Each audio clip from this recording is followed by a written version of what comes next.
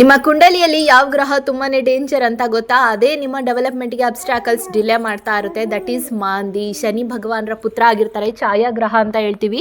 ಅವ್ರು ಎಲ್ಲಿ ಕೂತಿರ್ತಾರೋ ಆ ಭಾವದ ಕಾರಕತ್ವಗಳನ್ನು ಕೊಡಲಿಕ್ಕೆ ಬಿಡ್ತಾ ಇರೋದಿಲ್ಲ, ತುಂಬ ವಿಳಂಬ ಮಾಡ್ತಾರೆ. ಆದರೆ 3, 6, 10, 11ನೇ ಭಾವದಲ್ಲಿ ಕೂತಾಗ ಒಂದು ಒಳ್ಳೆ ಸ್ಥಾನ, ಒಳ್ಳೆ ರಿಸಲ್ಟನ್ನು ಕೊಡ್ತಾ ಇರ್ತಾರೆ. ಸೊ ನೋಡಿ, ಇಲ್ಲಿ 3ನೇ ಮನೇಲಿ ಮಾಂದಿ ಇದೆ, ಆದರೆ ಡಿಗ್ರಿ ವೈಸ್ ಸೆಕೆಂಡ್ ಹೌಸ್ ತಗೊಂಡಿದೆ. ಅಂದರೆ 2ನೇ ಮನೆ ಫಲಗಳನ್ನು ಕೊಡಲಿಕ್ಕೆ ಬಿಡ್ತಾ ಇರೋದಿಲ್ಲ ಇದು. ದಟ್ ಈಸ್ ಆರ್ಥಿಕ ಒಂದು ಪರಿಸ್ಥಿತಿ ಚೆನ್ನಾಗಿರಲ್ಲ, ದುಡ್ಡು ಕಾಸಿಗೆ. ಮೊದಲನೇ ಭಾವದಲ್ಲಿ ಮಾಂದಿ ಇತ್ತು ಅಂದರೆ ಅವರು ತುಂಬ ಗಂಭೀರ ಸ್ವಭಾವದವರು. 2ನೇದರಲ್ಲಿ ಇತ್ತು ಅಂದರೆ ಆರ್ಥಿಕ ಪರಿಸ್ಥಿತಿ ಕಷ್ಟವಾಗಿರುತ್ತೆ. ಆದರೆ 3ನೇ ಸ್ಥಾನದಲ್ಲಿ ಧೈರ್ಯ ಬಹಳ. 4ನೇ ಭಾವದಲ್ಲಿ ಇದ್ದಾಗ ತಾಯಿಯ ಪ್ರೀತಿಯ ಕೊರತೆ ಇರುತ್ತೆ, ಅಥವಾ ಕಂಫರ್ಟ್ ಝೋನ್ ಇರಲ್ಲ, ಮನೆ ಈ ರೀತಿಯಾಗಿ ಬೇಕಾಗಿರುವ ಕಂಫರ್ಟ್ ಇರೋದಿಲ್ಲ.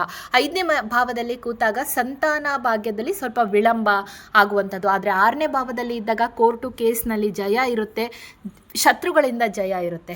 7ನೇ ಭಾವದಲ್ಲಿ ಕೂತಾಗ ಮದುವೆ ಬೇಗ ಆಗೋದಿಲ್ಲ, ತುಂಬ ವಿಳಂಬ ಆ್ಯಂಡ್ ತುಂಬ ಚೂಸಿ ಆಗಿರ್ತಾರೆ, ಹುಡುಕ್ತಾ ಇರ್ತಾರೆ.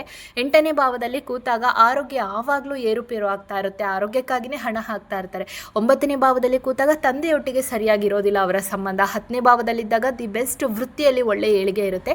11ನೇ ಭಾವದಲ್ಲಿದ್ದಾಗೂ ನಾನಾ ರೀತಿಯ ಲಾಭಗಳನ್ನು ಕೊಡ್ತಾ ಇರ್ತಾರೆ. 12th ಹೌಸಲ್ಲಿ ಅನಾವಶ್ಯಕ ಖರ್ಚಾಗ್ತಾ ಇರುತ್ತೆ. ಸೊ ನೀವು ಕೂಡ ನಿಮ್ಮ ಕುಂಡಲಿಯಲ್ಲಿ ಚೆಕ್ ಮಾಡ್ಕೊಳ್ಳಿ, ಡಿಗ್ರಿ ವೈಸ್ ಮಾಂದಿ ಎಲ್ಲಿ ಕೂತಿದೆ ಅಂತ. ಖಂಡಿತ ಕಮೆಂಟ್ ಮಾಡಿ, ಕನ್ಸಲ್ಟೇಷನ್ ತಗೊಳ್ಳಿ, ನಿಮ್ದು ಯಾವುದೇ ಪ್ರಶ್ನೆ ಇದ್ರೂ ಸಹಿತ.